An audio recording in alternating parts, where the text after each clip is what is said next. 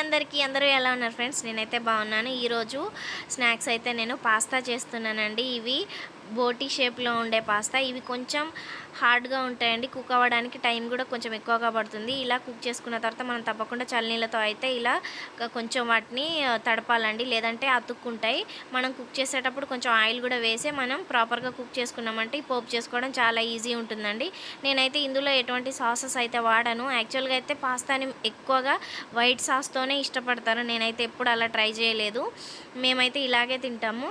ఇది evening snacks కానీ లేదంటే మార్నింగ్ బ్రేక్ఫాస్ట్గా కానీ తీసుకోవచ్చండి. టేస్ట్ అయితే చాలా బాగుంటుంది. బట్ రెగ్యులర్గా కాకుండా ఎప్పుడో ఒకసారికి అయితే ఓకే. ఇందులో కొంచెం నిమ్మరసం యాడ్ చేసామంటే అంతే అండి. జస్ట్ ఒక హాఫ్ మినిట్ కుక్ చేసుకున్నామంటే పాస్తా రెడీ అవుతుంది. ఫైనల్గా ఇలా కొంచెం కెచప్ యాడ్ చేసామంటే సూపర్గా ఉంటుంది. ఒకసారి ట్రై చేయండి. ప్లీజ్ లైక్ చేయండి, షేర్ చేయండి, సబ్స్క్రైబ్.